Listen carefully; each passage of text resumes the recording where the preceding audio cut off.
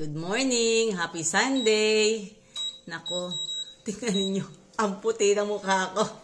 Kasi nga, syempre, naglagay tayo ng sunblock. Kaya laki na palan ko at bala ko sana magpapaaraw ako ngayon.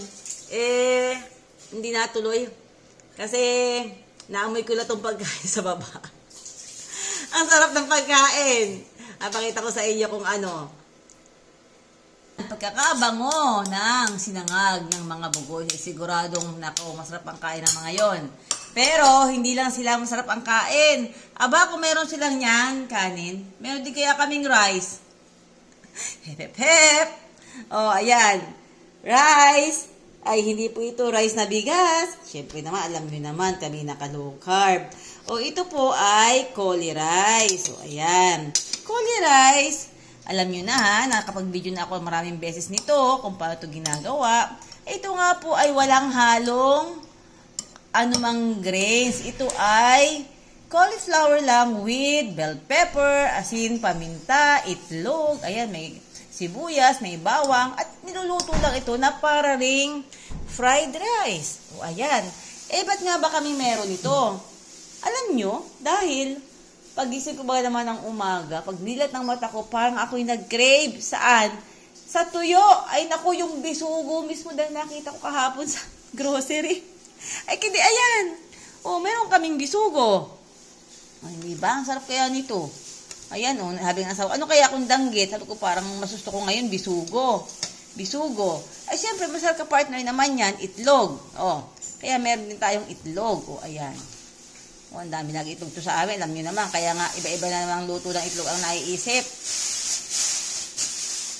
O yan, di pa siya matanggal. Ayaw matanggal. Call a friend tayo. Siyempre, 3. Call a friend tayo at hindi tayo makapagtanggal ang maayos ng itlog. At ako ang nakahawak sa video. O, yan lang muna ha. Namaya na kukuha at punong-puno na naman dito. Ay, dito nga sa amin, ay itlog is life. Alam niyo naman sa low carb, ang itlog, isa yan sa pinaka-mura pero nutrient-dense na pagkain. Kaya yan po ay lagi may itlog. Ay, meron nga dito nilagang itlog. Sari-saring itlog. At syempre, meron tayong sausawang suka. Pero ang ginamit ko ngayon ay aring apple cider vinegar at meron kami na rin. O, ayan. O, tayo kakain na. Ano ang kulang? Syempre, kape. Naghihintay pa ng maitatubig at na-late na, i-on. O, kami tigalawa. Kami lang kakain yan. Ako, mga bata. Hindi yan kainin yan. Ay, tikim lang yung mga yan. Aywan. Sarap-sarap ng tuyo eh. O, ayan. Ito yung aking kasalo din eh. O, yun, doon sa tasa kumain. Ay, tuloy ang pagkuha ng tuyo. Ay, tignan nyo. Taas pa ang paa. Taas ang binte. Siyempre, marami magsasabi, masama raw nakataas ang binte.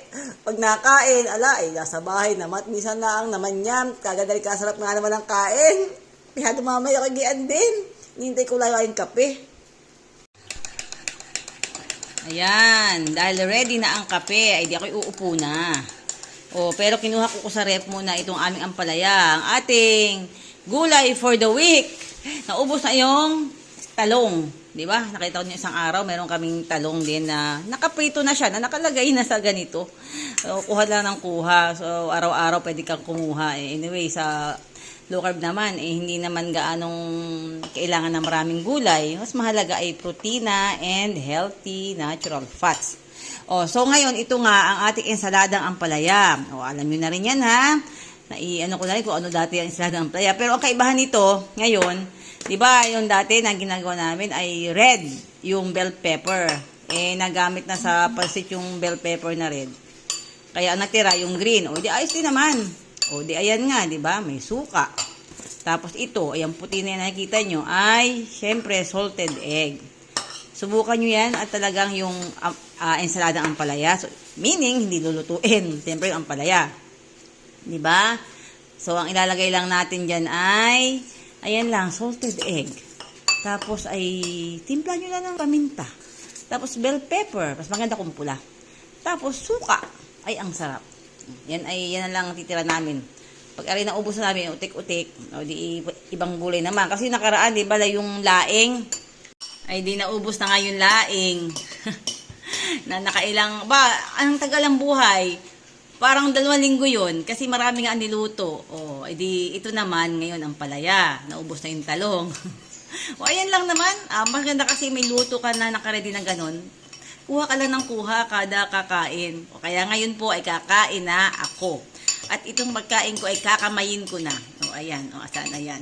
Susubo tayo muna ng cauli rice.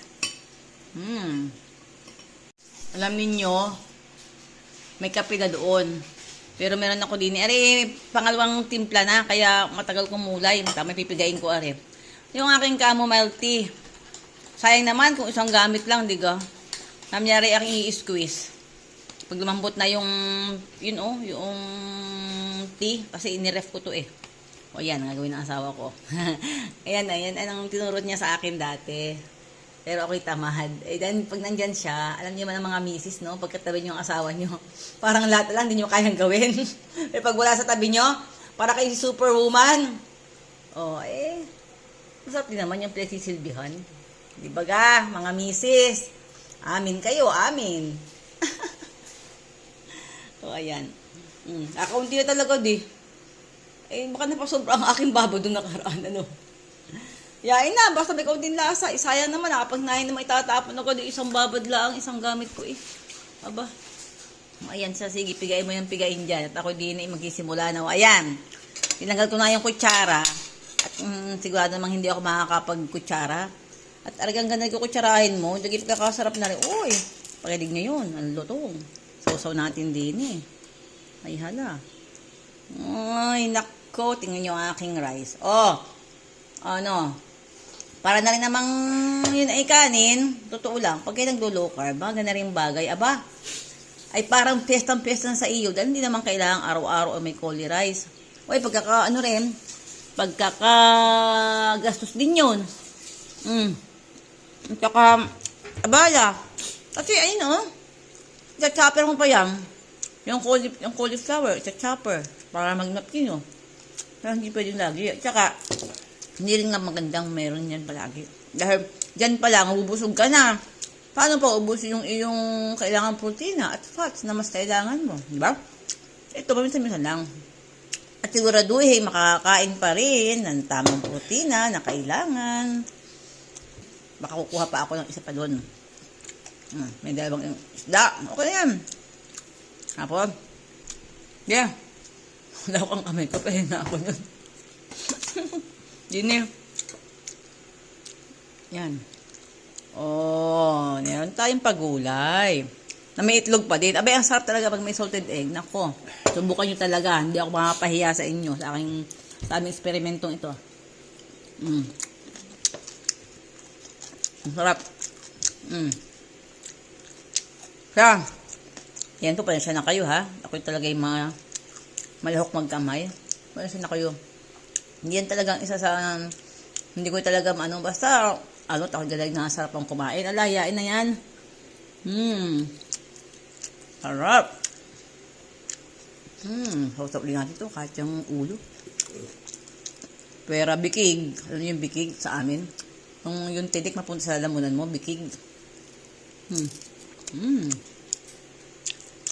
Bye-bye! Thank you for watching. Have a nice day. Kapahulaw na yung isa Sa dami kong mga kaartehan.